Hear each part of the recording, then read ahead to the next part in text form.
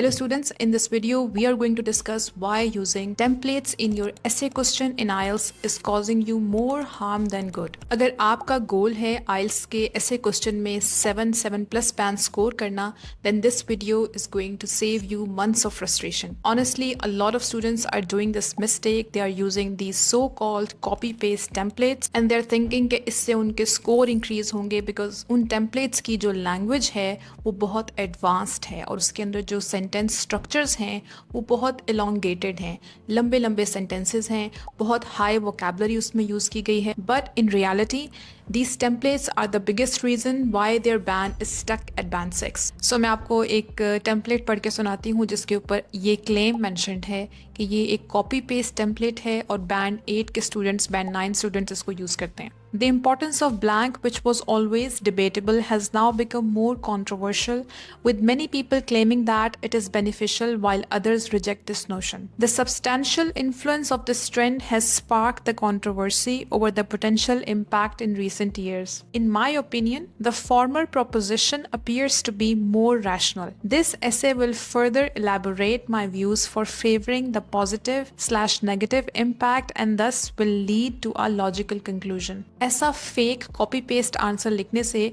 आप कभी भी 6 बैंड से अबव स्कोर नहीं कर पाएंगे because examiner can detect this. They know what you are doing. You are trying to fake your English proficiency level plus you are not making any sense. So don't use these templates if you are aiming to achieve a higher band in your IELTS writing than 6. अभी recently मेरे पास एक student I, उन्होंने मुझे कहा कि miss आप मेरा ये ऐसे का क्वेश्चन जो है वो चेक करके मुझे काइंडली गाइड कर दें, मेरा भी करंटली कितना बैंड स्कोर आ रहा है.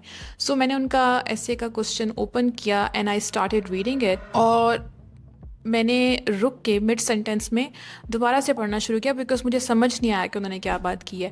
और फिर मैंने उसको तीसरी दफ़ा पढ़ा और फिर मैंने उनको कॉल की. मैंने कहा ये आपने क्या लिखा है, बिकॉज किसी भी सेंटेंस का कोई मीनिंग नहीं बन रहा था. तो उन्होंने मुझे बताया कि मैंने ये एक टेम्पलेट यूज़ की है. टेम्पलेट की वोकैबुलरी इतनी एडवांस्ड थी और ग्रामर के स्ट्रक्चर्स भी बहुत स्ट्रॉन्ग थे सेंटेंसेस के, लेकिन it was not making any sense. I genuinely couldn't understand what the student was trying to say because आपकी वोकैबुलरी जितनी भी एडवांस्ड हो, आपका ग्रामेटिकल स्ट्रक्चर जितना भी अच्छा हो, जब तक आपके आइडियाज़, आपके सेंटेंसेस सेंस मेक नहीं करेंगे, आपने इसका मतलब है अपने ऐसे का टास्क अचीव नहीं किया, यानी आपने अपने ऐसे का आंसर नहीं लिखा.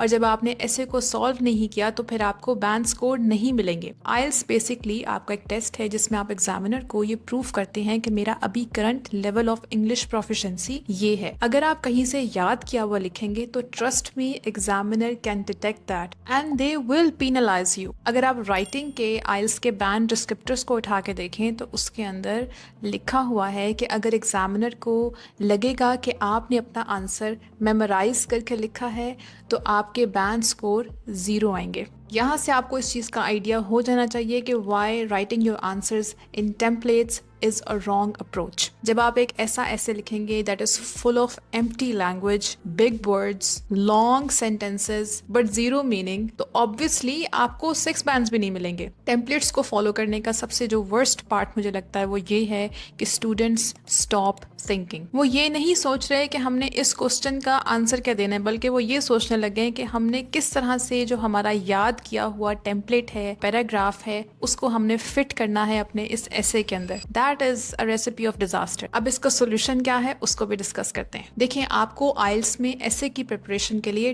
टेम्पलेट्स नहीं याद करनी. कॉपी पेस्ट टेम्पलेट्स को याद करने की बजाय अपने ऐसे के क्वेश्चन के स्ट्रक्चर को समझें. There are 5 different types of IELTS essay questions और हर क्वेश्चन का एक डिफरेंट स्ट्रक्चर है जिसको आपने अकॉर्डिंगली प्लान करना है. अपने ऐसे को लिखने से पहले जितनी अच्छी आपकी प्लानिंग होगी उतना ही अच्छा ऐसे आप लिख पाएंगे. सो लॉन्ग एकेडमिक सेंटेंसेस को याद करने के बजाय आप अपने आप से ये पूछें कि मेरे पास अगर इस टाइप का ऐसे क्वेश्चन आता है तो मैं उसको कैसे लिख कर आता. अगर आपको IELTS के डिफरेंट क्वेश्चन टाइप्स का एक प्लान चाहिए तो मैं वो नीचे लिंक मैं अटैच कर रही हूँ, you can download it, it's for free. आप उसको देखें और जो आपके आइल्स के क्वेश्चन हैं वो हर क्वेश्चन टाइप का जो प्लान है उसको फॉलो करें और फिर लिखें। और टू बी वेरी ऑनेस्ट, ये जो अप्रोच है ये बहुत ज़्यादा आसान है, इसके बजाय कि आप मुश्किल मुश्किल टेम्पलेट्स को याद करें जिसका आपको कोई फ़ायदा भी नहीं है। साइकोलॉजिकली ऐसा लगता है कि जब हम ये मुश्किल वर्ड्स लिख कर आएंगे या हम ये मुश्किल टेम्पलेट्स पैराग्राफ्स लिख कर आएंगे तो ऑब्वियसली एग्जामिनर तो फोर्स हो जाएगा हमें बैंड्स देने में, क्योंकि हम तो इतने अच्छे अच्छे वर्ड्स लेकर आ रहे हैं, बट जब उसकी सेंस मेक नहीं होगी ऑब्वियसली इट नेवर हैपन्स कि आप एग्जामिनर को ट्रिक कर पाएं, ऐसा कभी नहीं होगा। So instead of forcing a template in your essay question, use a specific structure for your relevant essay type question। इससे जो आपके आंसर्स हैं वो डायरेक्टली क्वेश्चन को आंसर करेंगे। आइल्स ऐसे में आपके 25% मार्क्स डिपेंड करते हैं आपके टास्क रिस्पॉन्स पे, which says a clear and fully developed position is presented which directly answers the question। Ideas are relevant, fully extended and well supported। ये सारी चीज आप टेम्पलेट के थ्रू कभी भी नहीं अचीव कर सकते। और अगर इसी ऐसे क्वेश्चन को आप प्रॉपरली आंसर करें, यानी आप पहले आइडेंटिफाई करें कि ये कौन सा टाइप ऑफ ऐसे क्वेश्चन है, सेकेंडली आप उसका एक प्रिसाइज प्लान बनाएं कि मैंने किस सेक्शन में क्या बात करनी है और मेरे ऐसे का कौन सा सेक्शन क्वेश्चन के किस पार्ट को आंसर करेगा। ये प्लान जब आप फॉलो करेंगे अपने राइटअप के अंदर तो आपकी पैराग्राफिंग भी स्ट्रांग होगी, आपकी कोहेरेंस और कोहेजन भी मेंटेन होगी और आपके आइडियाज भी